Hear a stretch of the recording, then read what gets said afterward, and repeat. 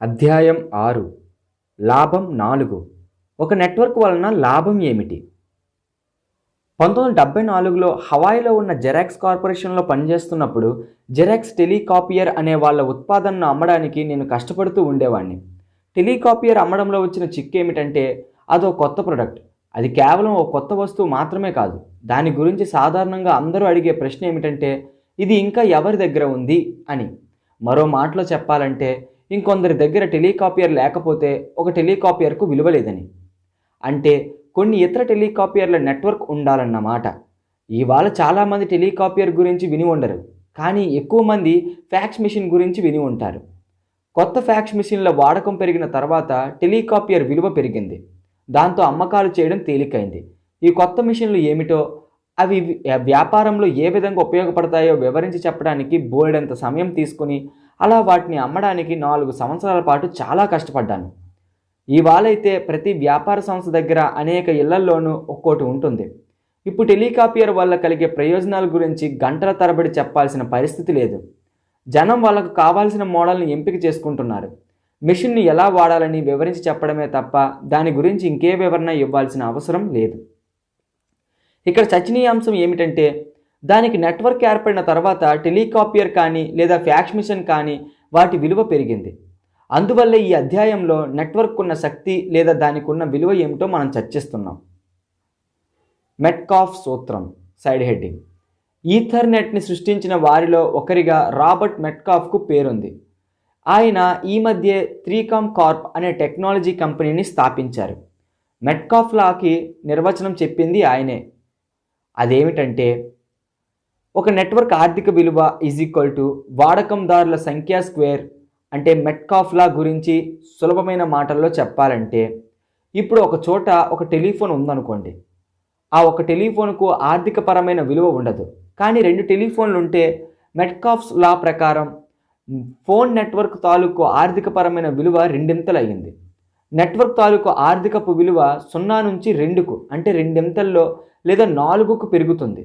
3వ ఫోన్ను చేర్చితే నెట్వర్క్ ఆర్థికపు విలువ ఇప్పుడు 9 అవుతుంది. మరో మాటల్లో చెప్పాలంటే నెట్వర్క్ ఆర్థికపు విలువ సైద్ధాంతిక సామర్థ్యంతో హెచ్చవుతూ ఉంటుందే కానీ అంకెల లెక్క ప్రకారంగా కాదు. గుర్తుంచుకోవాల్సిన మాట, నెట్వర్క్ ఆర్థికపు విలువ హెచ్చవుతూ ఉంటుంది కానీ అంకెల లెక్క ప్రకారంగా కాదు. జాన్ వేన్ లాంటి వ్యాపారవేత్త. Side heading. మా నాన్నగారి తరంలో హాలీవుడ్ నటుడు జాన్ వేన్ విజయానికి రోల్ మోడల్గా ఉండేవాడు. జాన్ వేన్ కరుకైన పాత్రలు ధరించేవాడు. ఏ పనైనా ఇతరుల సహాయం లేకుండా తనే చేసేవాడు. జాన్ వేన్ స్త్రీలతో వ్యవహరించేటప్పుడు కూడా వాళ్ళ మధ్య గల సంబంధ బాంధవ్యాలు నేను టార్జాన్ని, నువ్వు జేన్వి అనే మూసలో ఉండేవి. ఆ రోజుల్లో లీవ్ ఇట్ టు బీవర్ లాంటి టెలివిజన్ కార్యక్రమాలు కూడా ఎలా ఉండేవంటే వాడ్ క్లీవర్ అంటే బీవర్ తండ్రి పనికి వెళ్ళినట్లు చూపేవారు. జూన్ క్లీవర్ బీవర్ తల్లి విధేయురాలైన గృహిణిలా ఇంటి పట్టున ఉండి వంట చేస్తున్నట్లు, ఇల్లు చక్కదిద్దుకుంటున్న తన కలలరాజు భర్త రాక కోసం ఎదురు చూస్తున్నట్లు ఉండేది. ఆమె భర్త తన జీతంతో ఇంటికి చేరుకునేవాడు. 1950ల తర్వాత సినిమాలు, టెలివిజన్ ప్రదర్శనలో ఎన్నో మార్పులు చోటు చేసుకున్న ఆ కాలపు పాత బిజినెస్ భావాలు మాత్రం ఎప్పటికీ అలాగే ఉన్నాయి. ఇప్పుడు కూడా జనం నేను వ్యాపారం చేయబోతున్నాను, అంతా నా అంతట నేనే చేయబోతున్నాను అని అనడం నేను వింటూ ఉంటాను. మీ భావాలకు అనుగుణంగా మీరే చేయడం అనే ఆలోచన నా ఉద్దేశంలో జాన్ వేన్ తన పద్ధతిలో తాను చేయడం లాంటిదే.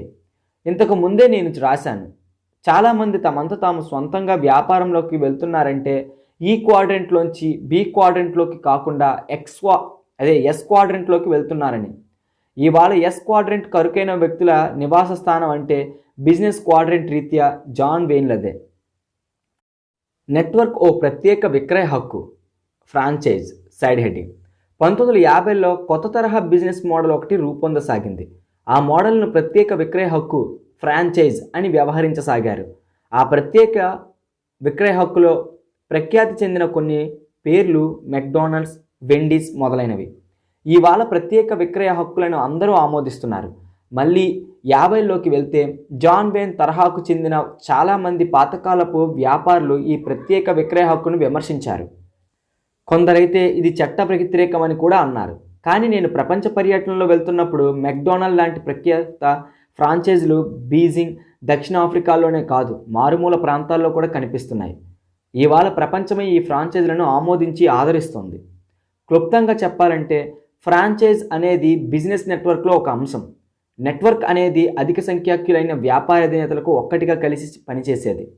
ఇవాళ మెక్డొనాల్డ్ ఫ్రాంచైజ్ యజమానికి బోర్డంతా హార్స్ పవర్ ఉంటుందని, అది కొత్తగా ప్రారంభించే ఓ కొరుకైన వ్యాపారి సొంత హ్యాంబర్గర్ స్టాండ్ కంటే ఎక్కువ శక్తివంతమైందని మనందరికీ తెలుసు. ఓ కొరుకైన వ్యాపారి స్వతంత్రంగా పెట్టిన హ్యాంబర్గర్ స్టాండ్కు దగ్గరలో మెక్డొనాల్డ్ దుకాణం వస్తే ఆ కొరుకైన వ్యాపారి జాన్ వేన్ తరహాలో ఎంత బాగా హ్యాంబర్గర్లను వేయించగలిగినా అతని దుకాణం దివాళా తీసే పరిస్థితికి చేరుకుంటుంది.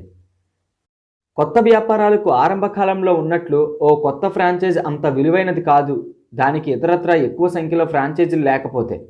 నేను మొట్టమొదట మెయిల్ బాక్సెస్ వగైరాలను చూసినప్పుడు ఇదేమిటా అని ఆశ్చర్యపోయేవాడిని. ఫ్రాంచైజీలను పెంచుకుంటూ పోవడంలో అకస్మాత్తుగా ఆ కంపెనీకి బ్రహ్మాండమైన ప్రాచుర్యం లభించింది. స్టార్బక్స్ విషయంలోనూ అదే జరిగింది. కొన్ని సంవత్సరాల క్రితం ఈ చిన్న కాఫీ కంపెనీ స్టార్బక్స్ లాంటి తమాషా పేరుతో సియాటెట్లో కాఫీ బళ్ళు నడపడం గురించి విన్నాను. ఇవాళ నేను వెళ్ళిన చోటల్లా స్టార్బక్సే కనిపిస్తున్నాయి. న్యూయార్క్లో అయితే దాదాపు ప్రతి మూల స్టార్బక్స్ ఉందనిపిస్తోంది. నమ్మశక్యం కాని ఈ అభివృద్ధికి ముఖ్య కారణం కంపెనీకి ఉన్న సొంతమైన స్టోర్లే కానీ ఫ్రాంచైజీలు కాదు. మెట్కాఫ్ లాకి ఇది మరో ఉదాహరణ. మా ఇరుగు పొరుగున ఓ చిన్న ప్యాకేజింగ్ తపాలా షాపు కొన్ని సంవత్సరాలుగా నడుస్తూ ఉండేది. అదే షాపింగ్ సెంటర్లో మెయిల్ బాక్సెస్ ఎక్సెట్రా ఫ్రాంచైజ్ తెరిచేసరికి ఈ ప్యాకేజింగ్ తపాలా షాపు మూసేయాల్సి వచ్చింది. అదే పరిస్థితి ఓ చిన్న కాఫీ షాప్ నడిపేవాడికి ఎదురైంది. ఈ చిన్న కాఫీ షాప్ అతను ఎంత గొప్పగా కాఫీ తయారు చేసేవాడినప్పటికీ స్టార్బక్స్ వచ్చేసరికి ఆ కాఫీ షాప్కు బిజినెస్ లేకుండా పోయింది. అంటే ఎంత కరుకైన వ్యక్తి అయినా నెట్వర్క్ శక్తి ముందు తల వంచాల్సి వచ్చింది. రెండవ తరహా నెట్వర్క్డ్ బిజినెస్ సైడ్ హెడ్డింగ్. 1970ల్లో నెట్వర్క్డ్ బిజినెస్లో ఓ కొత్త తరహా తీరు శ్రీకారం చుట్టుకుంది. ఆ నెట్వర్క్డ్ బిజినెస్లో ఇవాళ నెట్వర్క్ మార్కెటింగ్గా వ్యవహరించబడుతుంది. ఆ బిజినెస్ గురించి చెప్పడమే ఈ పుస్తకం బిజినెస్గా భావిస్తున్నాను. ఫ్రాంచైజ్డ్ వ్యాపారాల నెట్వర్క్కు బదులుగా ఇది ఫ్రాంచైజ్డ్ వ్యక్తుల నెట్వర్క్గా నిర్వహించబడుతుంది. మరోలా చెప్పాల్సి వస్తే ఇది వ్యక్తిగత ఫ్రాంచైజ్ అన్నమాట. ఈ కొత్త తరహా నెట్వర్క్కు మొదట్లో ఆదరణ లభించి లక్షలాది మంది బిజినెస్లో చేయడం ఆరంభించినప్పుడు ఇది ఎక్కువగా విమర్శలను ఎదుర్కోవలసి వచ్చింది. ఈ బిజినెస్పై విమర్శలు ఎప్పటికీ కొనసాగుతూనే ఉన్నాయి.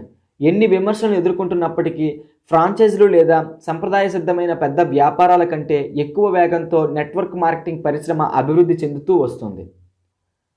నెట్వర్క్ మార్కెటింగ్లో ఈ వేగవంతమైన అభివృద్ధిని జనం చూడలేకపోవడానికి గల కారణాల్లో ఒకటి, చాలా సందర్భాల్లో నెట్వర్క్ మార్కెటింగ్ కనిపించిన వ్యాపారం.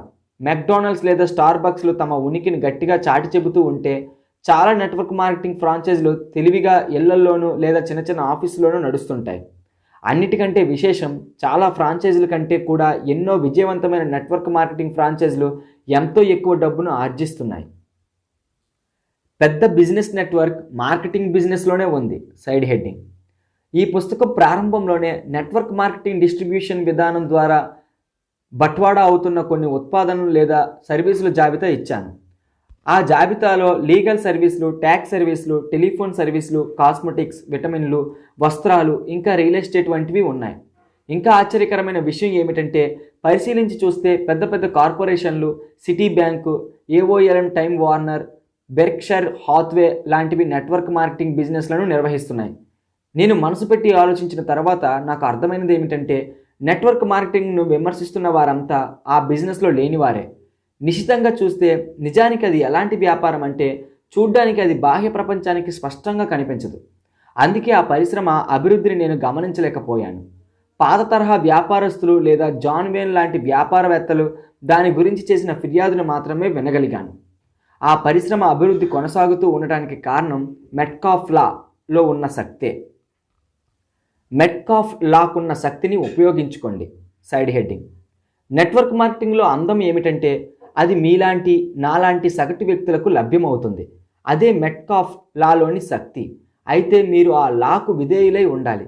మీరు కానీ ఆ సూత్రాన్ని అనుసరిస్తూ ఓ నెట్వర్క్ మార్కెటింగ్ కంపెనీతో అనుబంధాన్ని ఏర్పరచుకుంటే అది మంచి ప్రారంభమే.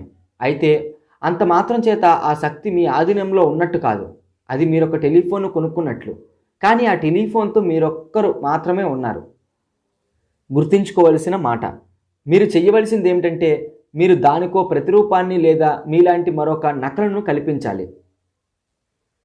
ఆ శక్తిని మీరు ఆధీనంలోకి తెచ్చుకోవాలంటే మీరు చెయ్యవలసింది ఏమిటంటే మీరు దానికో ప్రతిరూపాన్ని లేదా మీలాంటి మరొక నకలను కల్పించాలి. ఒకరు ఇద్దరైన మరుక్షణం మీ ఆర్థికపు విలువ సరైన దారిన పడ్డట్టే. మీ నెట్వర్క్ విలువ 0 నుంచి 4కు పెరిగిందన్నమాట. అదే మీరు ముగ్గురైతే మీ నెట్వర్క్ ఆర్థికపు విలువ 4 నుంచి 9కి పెరుగుతుంది. మీరు తీసుకొచ్చిన ఇద్దరు వ్యక్తులు ఒక్కొక్కరు ఇద్దరిని చొప్పున తీసుకురాగలిగితే ఇక మీ నెట్వర్క్ ఆర్థికపు విలువ రాకెట్ వేగంతో చంద్రమండలానికి బయలుదేరినట్లే. లెక్కల ప్రకారం కష్టపడుతూ పరిశ్రమించడానికి బదులుగా సైద్ధాంతిక సామర్థ్యంతో మీ ఆర్థికపు విలువ పెరగడం మొదలైందన్నమాట. అదే నెట్వర్క్ బిజినెస్కున్న శక్తి, విలువ. కొంతకాలానికి విజయవంతమైన నెట్వర్క్లకు డాక్టర్లు, లాయర్లు, అకౌంటెంట్లు వంటి ఇతర కరుకైన వృత్తి నిపుణుల ఆర్జన్ను మించి సంపాదించగల శక్తి ఏర్పడుతుంది. ఆ తేడా గురించి, ఆ శక్తి గురించి మెట్కాఫ్స్ లాలో వివరించడం జరిగింది. అదే నెట్వర్క్ మార్కెటింగ్లోని చాలా ముఖ్యమైన విలువ. ఇదివరకటి అధ్యాయంలో నేను కొత్త స్నేహితుల విలువల గురించి చర్చించాను. మీరు కొంత సమయాన్ని వెచ్చించి వాళ్లకు ముందుగా క్యాష్ ఫ్లో క్వాడ్రంట్ గురించి వివరించండి. ఏ క్వాడ్రంట్లో వాళ్ళు తమ సమయాన్ని మదుపు చేయాలనుకుంటున్నారో అడగండి. అప్పుడు వాళ్లకు మెట్కాఫ్స్ లా శక్తి గురించి చెప్పండి. మీరు సూచించే బిజినెస్ అవకాశాన్ని విని అనుసరించే వ్యక్తులు వాళ్ళలో తప్పకుండా ఉంటారు. ప్రపంచంలోనే ఇది అత్యంత వేగంగా వృద్ధి చెందుతున్న వ్యాపార విధానమని, పైకి అంతగా కనిపించకపోయినా కనబడకుండానే నడిచే బిజినెస్ అని కూడా వాళ్ళకు వివరించండి. నెట్వర్క్ మార్కెటింగ్ బిజినెస్ని ఏర్పరచడం అంటే మనం మన కొత్త పాత స్నేహితుల కోసం చూడడమే. అది మీరే దిశగా వెళ్ళాలని అనుకున్నారో అదే విధంగా ఆలోచించే స్నేహితులన్నమాట. లెక్కల్లో ఓ సమస్యను పరిష్కరించినట్టుగా ఈ అంశాన్ని చూడండి. మాట వరుసకు ఈ బిజినెస్లోకి 10 మంది కొత్త స్నేహితులను తీసుకువచ్చారనుకుందాం. మీ నెట్వర్క్ విలువ 10 కాదు, 100 అన్నమాట. ఆ 10 మంది ఒక్కొక్కరు 10 మంది చొప్పున తీసుకువచ్చారనుకోండి. ఇక మీ బిజినెస్ విలువ ఉధృతమైనట్లే.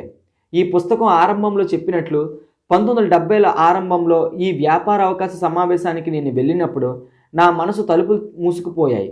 నా కళ్ళు సరిగ్గా చూడలేకపోయాయి. నా ముందున్న బిజినెస్ అవకాశంలోని శక్తి ఏమిటో అప్పుడు నేను తెలుసుకోలేకపోయాను.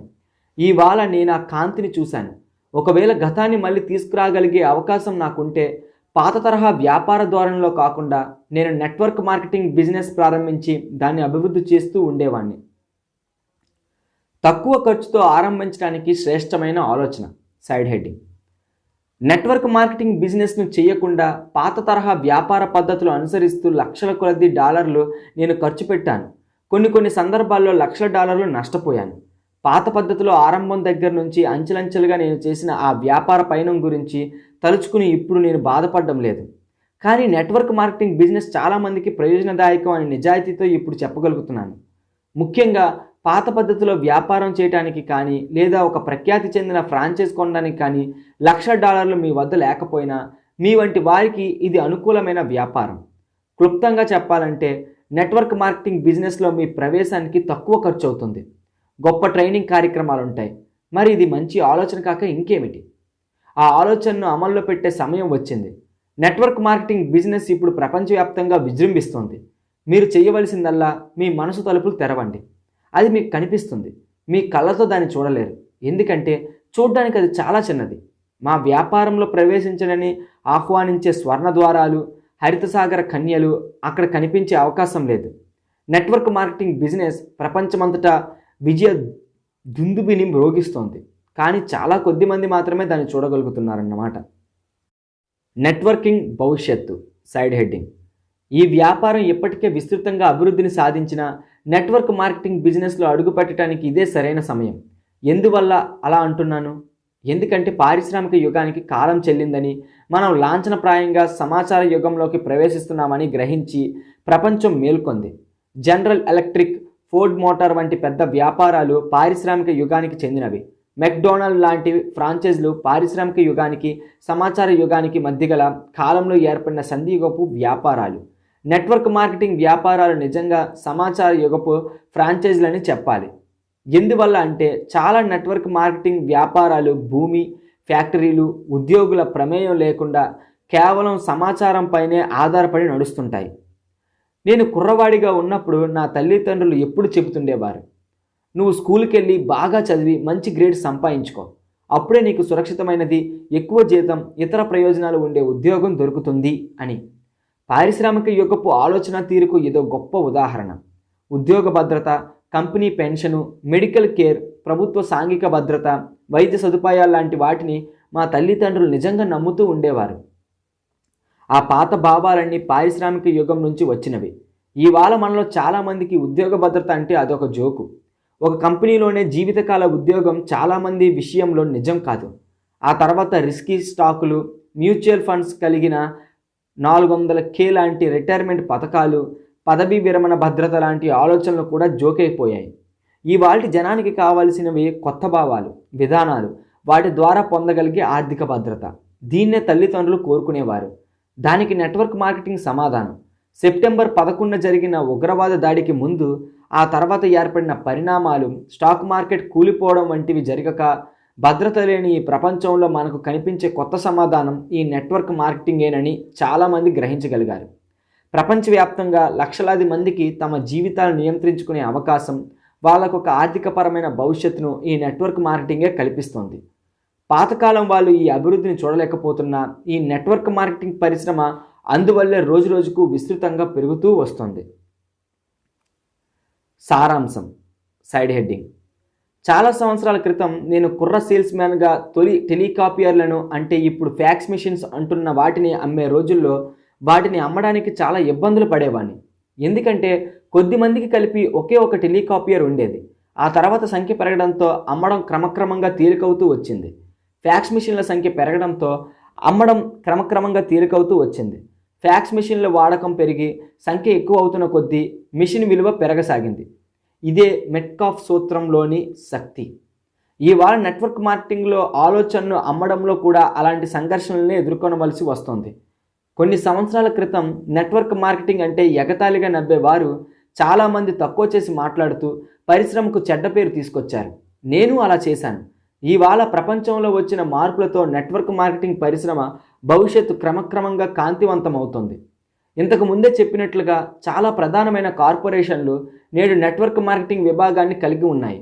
చాలా కొద్ది మంది గ్రహించగలిగినప్పటికీ నెట్వర్క్ మార్కెటింగ్ చివరికి ప్రధానమైన బిజినెస్ అయ్యింది. అందువల్ల మీ స్నేహితులు, మీ సహోద్యోగులు ఈ వ్యాపార అవకాశాన్ని చూడలేకపోయినప్పటికీ మీరు చేయవలసింది ఏమిటంటే మీ మనోద్వారాలు తెరవండి. అప్పుడు మీకు మెట్కాఫ్ సూత్రంకున్న శక్తి ఏమిటో కనిపిస్తుంది. అదే నెట్వర్క్ల శక్తి. అది ఇప్పుడు మీ ముందే ఉంది. మీరు చెప్పవలసింది ఒక్కటే, ఈ నెట్వర్క్ల శక్తి నా కోసం పనిచేయడమే నేను కోరుకునేది. తరువాతి లాభం. తరువాతి అధ్యాయంలో వాస్తవిక వ్యాపార ప్రపంచంలో విజయాలు సాధించాలంటే ఒక వ్యక్తికి నెంబర్ 1 అనిపించుకునేందుకు ఎటువంటి బిజినెస్ నైపుణ్యం ఉండాలో చర్చిస్తాను. నెట్వర్క్ మార్కెటింగ్లోని విశేషం ఏమిటంటే జీవితంలో మీ సంపదలను అభివృద్ధి చేసుకోవడానికి ఎటువంటి విలువైన నైపుణ్యం కావాలో అది మీకు బోధిస్తుంది. ఫ్రెండ్స్, ఇవాళ 18 నిమిషాల ఆడియో అవ్వడానికి కారణం ఏంటంటే ఇక్కడతో ఈ యొక్క చాప్టర్ అనేది ఇక్కడ కంప్లీట్ అయిందనమాట. సో నెక్స్ట్ చాప్టర్ అనేది చాలా లాంగ్ చాప్టర్ అనమాట. సో అది మళ్ళీ కంటిన్యూ సగం చేస్తే అది లెంత్ ఎక్కువైపోతుంది, మీకు కూడా వినడానికి ఇబ్బందికరంగా ఉంటుంది. కాబట్టి ఇది 18 నిమిషాలైనా ఇక్కడతో ఆపేసి మీకు అందించడం అయితే జరుగుతుందనమాట. నెక్స్ట్ మాత్రం కొంచెం లెంత్ ఎక్కువ ఉంటుంది, అది మినిమం 40 minutes అవుతుంది అనమాట. సరేనా? Thank you very much.